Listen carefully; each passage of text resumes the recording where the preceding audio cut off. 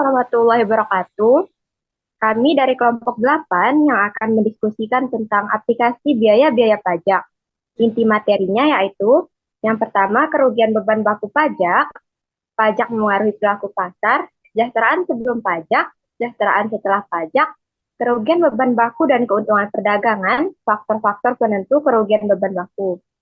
Nah, sebelum kami mendiskusikan materi, saya akan memperkenalkan kelompok kami terlebih dahulu. Yang pertama dengan saya, Oktavia Ramadhani, dengan NIM B103-123-1061. Saya Jenny Berliana dengan NIM B103-123-1087. Saya Dea Maliha Mumtaz dengan NIM 103-123-10806. Saya Bella Kavela dengan NIM B10312319090. Dan saya Radini Zeti Zelianti dengan NIM B103-123-10081.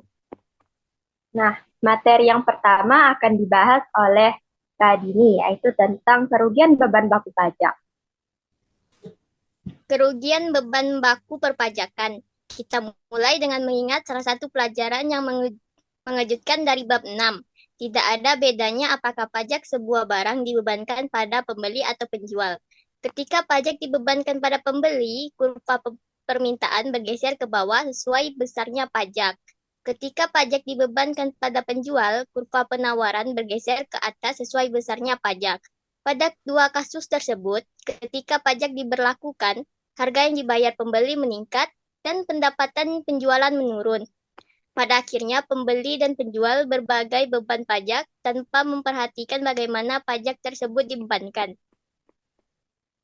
Fitur 1 memperhatikan dampak ini. Untuk menyederhanakan pembahasan, figur ini tidak memperlihatkan pergeseran pada kurva permintaan ataupun penawaran, walaupun seharusnya salah satu kurva harus bergeser. Kurva mana yang bergeser bergantung pada apakah pajak dibebankan pada penjual, kurva penawaran bergeser, atau pada pembeli, kurva permintaan bergeser.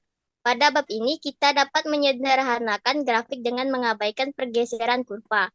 Tujuan utama kita adalah mengetahui bahwa pajak membuat irisan pada harga yang harus dibayar pembeli dan nilai yang diterima penjual. Akibat irisan ini, jumlah penjualan menurun di bawah tingkat penjualan tanpa pajak. Dengan kata lain, pajak barang menyebabkan ukuran pasar menyusut. Hasil ini telah dipelajari pada bab 6. Apakah ada yang ingin bertanya? Oke. Bagaimana elastisitas penawaran dan permintaan mengalami kerugian beban baku akibat pajak? Ketika pajak dibebankan pada pembeli, kurva permintaan bergeser ke bawah sesuai besarnya pajak. Sedangkan ketika pajak dibebankan pada penjual, kurva penawaran bergeser ke atas sesuai besarnya pajak. Ada yang lain? Saya ingin bertanya, apakah yang terjadi jika pajak diberlakukan? Oke. Ketika pajak diberlakukan, harga yang dibayar pembeli meningkat dan pendapatan penjual menurun. Pada akhirnya, pembeli dan penjual berbagi beban pajak tanpa memperhatikan bagaimana pajak tersebut dibebankan. Yang selanjutnya, materi akan dilanjutkan oleh Dea yang akan membahas tentang pajak memengaruhi perilaku pasar. Oke, di sini saya akan membahas mengenai pengaruh pajak terhadap pelaku pasar. Seperti yang kita ketahui, para pelaku pasar terdiri dari 3 jenis, yaitu pembeli, penjual, dan pemerintah. Keuntungan yang diterima pembeli dalam sebuah pasar akan diukur berdasarkan surplus konsumen, yaitu harga yang rela dibayar oleh pembeli dikurangi dengan harga yang sebenarnya. Sedangkan keuntungan yang diterima penjual dalam sebuah pasar akan diukur berdasarkan surplus produsen, yaitu harga yang diterima penjual dikurangi dengan biaya produksinya. Bagi pemerintah, akan memperoleh total pendapatan sebesar T kali Q, yang dimana T adalah tarif pajak dan Q adalah jumlah penjualan pajak yang dikenai pajak. Jumlah penjualan barang yang dikenai pajak. Dengan penerimaan pajak ini, Pemerintah membiayai berbagai program dan jasa pelayanan umum untuk penduduknya, mulai dari menyediakan sarana transportasi umum, polisi, sarana pendidikan, dan bantuan langsung kepada kelompok masyarakat miskin. Dalam kenyataannya, keuntungan pajak itu tidak untuk dinikmati pemerintah, melainkan disalurkan kembali untuk kepentingan masyarakat luas. Sekian, terima kasih. Ada yang ingin ditanyakan? Eh, siapa saja pelaku dalam pasar? Pelaku dalam pasar itu terdiri dari 3 jenis, yaitu pembeli, penjual, dan pemerintah. Ada yang ditanyakan lagi? Lalu bagaimana perhitungan pendapatan yang diterima dari ketiga para pelaku pasar tersebut? Keuntungan yang pertama, keuntungan yang diterima dari pembeli dalam sebuah pasar akan diukur berdasarkan surplus konsumen, yaitu harga yang rela dibayar oleh pembeli dikurangi dengan harga yang sebenarnya. Yang kedua, keuntungan yang diterima oleh penjual, yang mana itu akan diukur berdasarkan surplus produsen, yaitu harga yang diterima penjual dikurangi dengan biaya produksinya. Yang terakhir adalah pemerintah. Pemerintah akan memperoleh total pendapatan sebesar T kali Q, yang dimana T adalah tarif pajak dan Q adalah jumlah penjualan barang yang dikenai pajak. Sekian, terima kasih. Ada yang ingin ditanyakan lagi? Saya. Contoh Oke. apa saja pemerintah dalam menggunakan pajak untuk kesejahteraan masyarakat? Pemerintah ini dapat memanfaatkan pajak dengan berbagai program dan jasa pelayanan umum, seperti menyediakan sarana transportasi, sarana pendidikan, dan bantuan langsung kepada kelompok masyarakat yang membutuhkan. Sekian, terima kasih. Dari selanjutnya akan dijelaskan saya sendiri, yaitu tentang kesejahteraan tanpa pajak dan kesejahteraan setelah pajak. Nah, yang pertama, kesejahteraan tanpa pajak. Kesejahteraan tanpa pajak adalah suatu kondisi di mana masyarakat dapat menikmati surplus konsumen dan produsen tanpa adanya beban pajak yang dikenakan oleh pemerintah. Kesejahteraan tanpa pajak biasanya digunakan sebagai titik acuan untuk menganalisis dampak pajak terhadap kesejahteraan masyarakat. Pajak dapat menurunkan kesejahteraan masyarakat karena menyebabkan distorsi alokasi sumber daya, inefisiensi, dan kerugian beban baku. Tanpa pajak, pemerintah tidak akan mampu membangun infrastruktur, membiayai layanan publik, dan memberikan perlindungan sosial bagi warga negara. Pajak juga dapat digunakan sebagai alat untuk mengatasi masalah eksternalitas barang publik dan ketimpangan distribusi pendapatan. Nah, yang selanjutnya akan dibahas tentang kesejahteraan setelah pajak.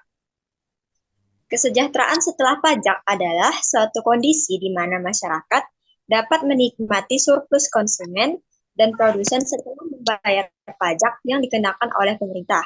Kesejahteraan setelah pajak dapat diukur dengan menggunakan konsep surplus kesejahteraan, yaitu selisih antara nilai maksimum yang bersedia dibayar oleh konsumen dan produsen dengan harga pasar.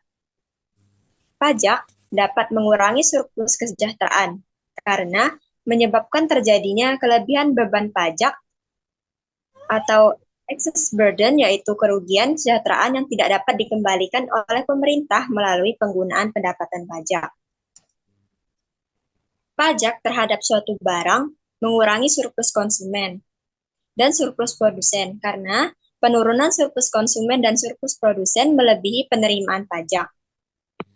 Pajak menyebabkan kerugian beban baku atau deadweight loss. Perubahan dalam kesejahteraan meliputi perubahan surplus konsumen yang bernilai negatif dan perubahan dalam penerimaan pajak bernilai positif. Maka surplus total di pasar turun. Artinya, kerugian pembeli dan penjual dari pajak melebihi keuntungan yang diperoleh pemerintah. Turunnya surplus total yang timbul akibat pajak atau kebijakan lain yang merusak pasar disebut dengan kerugian beban baku atau deadweight loss. Pajak menyebabkan kerugian bagi penjual dan pembeli, dan di sisi lain, memberikan keuntungan bagi pemerintah. Perubahan total kesejahteraan mencakup perubahan atas surplus konsumen, perubahan surplus produsen, dan perubahan penerimaan pajak. Setelah pemerintah menerapkan pajak, harga yang harus dibayar pembeli meningkat sehingga surplus konsumen pun menyusut, sedangkan harga yang diterima penjual juga berkurang sehingga produsennya juga ikut berkurang. Penjualan pun akan turun. Jika pajak yang dikenakan menaikkan harga yang harus dibayar pembeli dan menurunkan harga yang akan diterima penjual, maka pajak itu akan menciptakan insentif atau semacam dorongan bagi para pembeli untuk mengurangi konsumsinya. Dalam waktu yang bersama juga pajak juga dapat menimbulkan reaksi pada insentif itu. Dengan demikian, total output dan ukuran pasar pun menyusut di bawah ukuran optimumnya. Bahwa pengenaan pajak dapat mendistorsi insentif dan mengakibatkan pasar tidak mampu mengalokasikan sumber daya secara efisien. Nah, itulah materi yang saya terangkan tadi. Apakah ada yang ingin bertanya? Saya ingin bertanya. Pertanyaan saya yaitu, bagaimana elastisitas penawaran dan permintaan memengaruhi kerugian beban baku akibat pajak? Semakin elastisitas penawaran atau permintaan, semakin besar juga kerugian beban baku akibat pajak. Ini karena elastisitas yang tinggi berarti ada banyak produsen dan konsumen yang bersedia berdagang pada harga yang berbeda, tetapi pajak dapat mencegahnya. Sebaliknya, semakin inelastis penawaran atau permintaan, semakin kecil pula kerugian beban baku akibat pajak. Ini karena elastisitas yang rendah, berarti ada sedikit produsen dan konsumen yang bersedia berdagang pada harga yang berbeda sehingga pajak tidak memengaruhi mereka secara signifikan. Apakah ada yang ingin bertanya lagi? Saya ingin bertanya, Oke. apakah ada negara yang berhasil mencapai kesejahteraan setelah pajak? Ada, yaitu negara Finlandia, Denmark. Itu dikarenakan pajak yang diterapkan dengan tinggi, tetapi juga memberikan pelayanan fasilitas publik yang berkualitas kepada rakyatnya.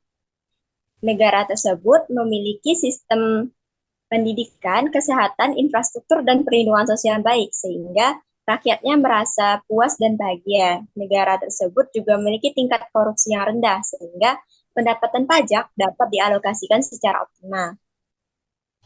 Apakah ada yang pertanyaan yang lain? Lalu, apakah ada negara yang tidak berhasil mencapai kesejahteraan setelah pajak? Nah, negara yang belum mencapai kesejahteraan setelah pajak itu ada Yaman, Venezuela, dan negara-negara yang tingkat korupsinya tinggi. Terima kasih. Nah, selanjutnya materi akan dilanjutkan oleh Bella Capella. Baik, di sini saya akan membawakan materi tentang kerugian beban baku dan keuntungan perdagangan. Untuk memperoleh beberapa pemahaman yang mengapa pajak menghasilkan kerugian beban baku, kita ambil sebuah contoh. Bayangkan bahwa dia membersihkan rumah Jen dengan upah 100.000 per minggu. Biaya kesempatan atas waktu Jo adalah 80.000 dan nilai sebuah rumah yang bersih bagi Jen adalah 120.000.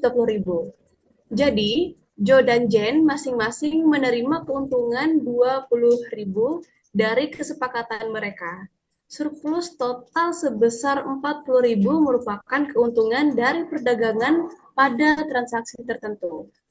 Nah, sekarang anggaplah bahwa pemerintah membebankan pajak sebesar 50.000 kepada penyedia jasa kebersihan. Sekarang tidak ada lagi tingkat harga yang dapat dibayarkan Jen kepada Jo supaya keduanya tetap mendapat keuntungan setelah pajak dibebankan. Upah tertinggi yang ingin dibayarkan oleh Jen adalah 120.000. Namun, kemudian Jo hanya akan memperoleh 70.000 setelah membayar pajak, yang lebih kecil dari biaya kesempatannya sebesar 80.000. Sebaliknya, agar Jo menerima biaya kesempatan sebesar 80.000, Jen harus membayar 130.000, yang lebih besar dari 120.000. Harga yang Jen rela bayarkan untuk kebersihan rumah.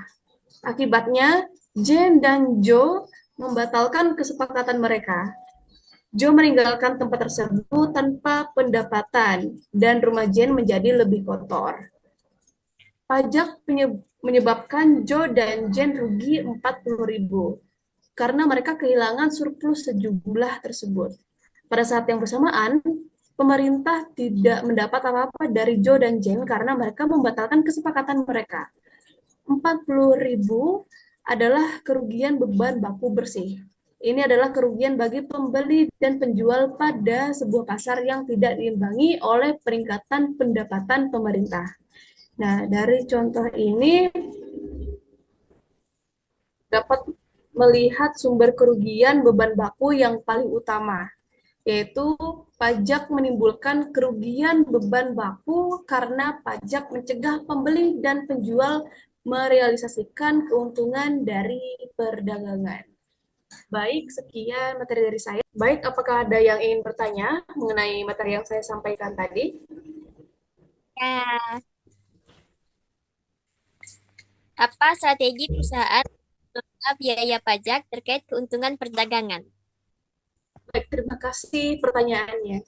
Jadi, perusahaan dapat mengelola biaya pajak terkait keuntungan perdagangan dengan memanfaatkan insentif pajak, melakukan perencanaan pajak yang efisien, dan mengevaluasi struktur perusahaan untuk memaksimalkan keuntungan pajak yang tersedia. Ya, pertanyaan selanjutnya. Saya ingin bertanya, bagaimana kerugian beban baku dapat memengaruhi kewajiban pajak perusahaan? Baik. Kerugian beban baku dapat mengurangi laba kena pajak perusahaan, yang pada gilirannya dapat mengurangi kewajiban pajaknya. Beberapa yurisdiksi memungkinkan perusahaan untuk mengalihkan kerugian tersebut ke tahun-tahun berikutnya untuk mengurangi beban pajak masa depan. Ya, sekian. Baik, ada yang ingin bertanya lagi? Baik, saya akan bertanya, apa peran insentif pajak dalam mengurangi biaya pajak terkait keuntungan perdagangan? Baik, terima kasih untuk pertanyaannya. Insentif pajak berperan sebagai stimulus atau pengurang biaya pajak untuk mendorong perilaku tertentu dari perusahaan, seperti investasi dalam penelitian dan pengembangan atau memperluas operasi, yang pada akhirnya dapat mengurangi beban pajak. Oke, ada yang ingin bertanya lagi? Aku, Ya, apa dampak perubahan kebijakan pajak terhadap biaya pajak perusahaan yang terkait dengan keuntungan pedagang? baik. Terima kasih untuk pertanyaannya. Perubahan kebijakan pajak dapat mempengaruhi biaya pajak perusahaan terkait keuntungan perdagangan dengan mengubah tarif pajak, memberlakukan insentif baru, atau menghilangkan kebijakan pajak tertentu yang sebelumnya menguntungkan perusahaan. Baik, sudah tidak ada pertanyaan lagi. Sekian dari saya. Nah, materi selanjutnya akan dilanjutkan oleh Jenny. Selanjutnya adalah pembahasan tentang faktor-faktor penentu kerugian beban baku. Nah, mula-mula mari kita bahas bagaimana elastisitas penawaran mempengaruhi ukuran kerugian bahan baku. Pada kedua panel paling atas pada buku yang dibagikan Bapak, itu ada dari figur 5, kurva permintaan dan tarif pajak adalah sama. Perbedaan satu-satunya pada figur ini adalah elastisitas kurva penawaran. Pada panel A, kurva penawaran relatif inelatis. Jumlah yang ditawarkan tidak akan berbeda banyak jika terjadi perubahan harga. Pada panel B, kurva penawaran relatif elastis. Jumlah yang ditawarkan akan jauh berbeda jika harga berubah. Nah, Perhatikan bahwa kerugian beban baku yaitu luas segitiga antara kurva penawaran dan permintaan menjadi lebih besar ketika kurva penawaran lebih elastis. Sama halnya dengan kedua panel bagian bawah dari figur 5 yang tadi, memperhatikan bagaimana elastisitas permintaan memengaruhi ukuran kerugian bahan baku, kurva penawaran dan tarif pajak dibuat tetap.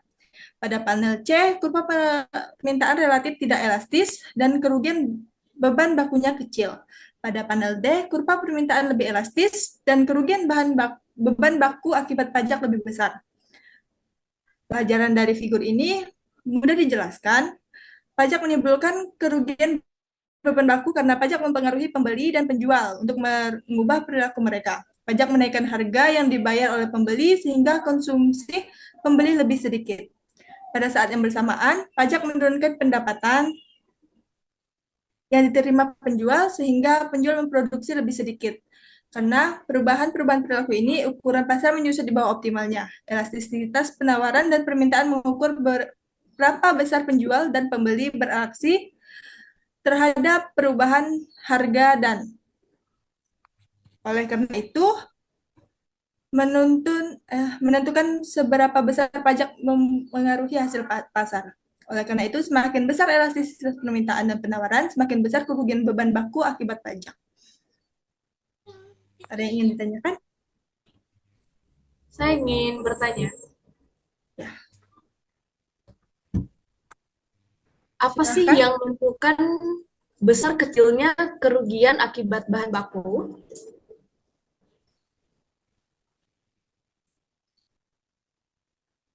Terima kasih atas pertanyaannya. Yang menentukan besar kecilnya kerugian akibat bahan baku itu adalah elastisitas harga penawaran dan permintaan. Dari itu, kita dapat mengetahui seberapa besar jumlah respon yang ditawarkan dan jumlah yang diminta terhadap perubahan harga. Selanjutnya, yang ingin ditanyakan? Bertanya, bagaimana elastisitas pajak mempengaruhi ukuran bahan baku?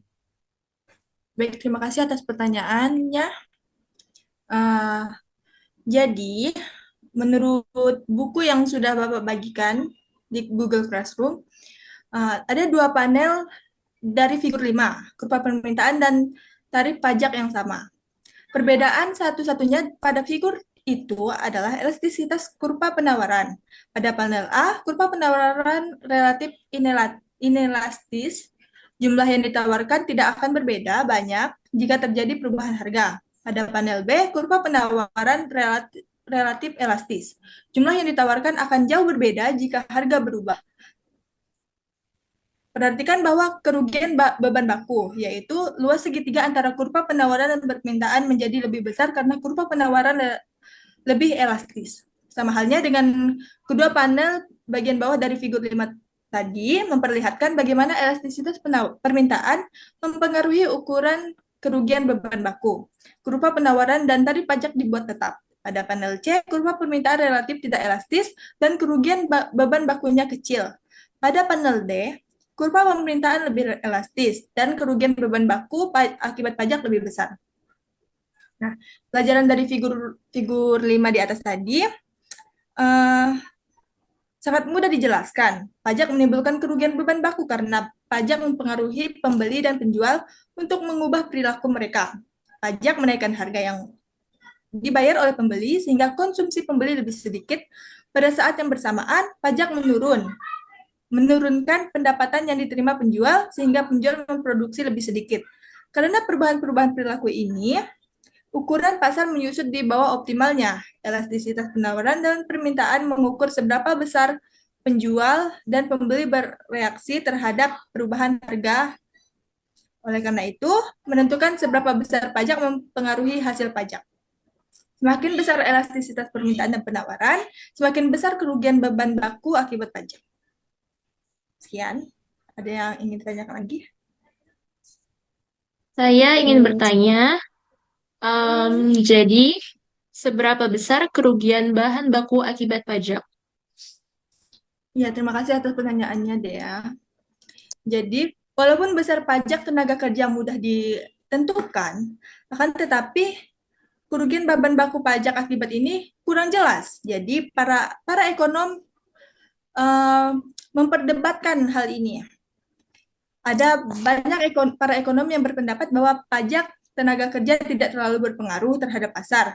Yakin bahwa penawaran tenaga kerja cukup inelastis. Mereka berpendapat bahwa sebagian besar orang akan bekerja penuh waktu tanpa menghiraukan upah. Bila demikian, kurva penawaran tenaga kerja hampir berbentuk vertikal dan pajak tenaga kerja mengakibatkan kerugian beban baku yang kecil. Selanjutnya, ada juga para ekonomi yang berpendapat bahwa pajak tenaga kerja sangat mempengaruhi pasar, yakni bahwa penawaran tenaga kerja lebih elastis. Mereka mengakui bahwa ada beberapa kelompok pekerja yang menawarkan tenaga kerja mereka yang inelastis, namun juga berpendapat bahwa banyak kelompok pekerja lainnya yang lebih tanggap terhadap insentif. Sekian dari saya. Ada lagi yang ingin ditanyakan? Nggak ada. Ya. Terima kasih. Nah, selanjutnya saya akan menyampaikan kesimpulan dari hasil materi yang telah disampaikan oleh teman-teman saya tadi, yaitu ketika pajak dikenakan, harga yang dibayar oleh pembeli meningkat, sedangkan harga yang diterima oleh penjual menurun. Perpajakan akan menghalangi pembeli dan penjual merealisasikan keuntungan dari perdagangan. Semakin elastis kurva permintaan maupun penawaran, kerugian beban baku perpajakan semakin besar. Semakin besar pajak yang dikenakan, kerugian beban baku juga akan semakin besar, sedangkan penerimaan pajak akan semakin kecil. Pajak dapat menyebabkan kerugian beban baku, yaitu berkurangnya surplus total akibat terganggunya pasar. Oke, dari kesimpulan tadi, maka sudah selesailah diskusi kami. Kami ucapkan terima kasih atas partisipasi teman-teman semua. Kami akhiri. Wabillahi taufiq wal hidayah. Wassalamualaikum warahmatullahi wabarakatuh.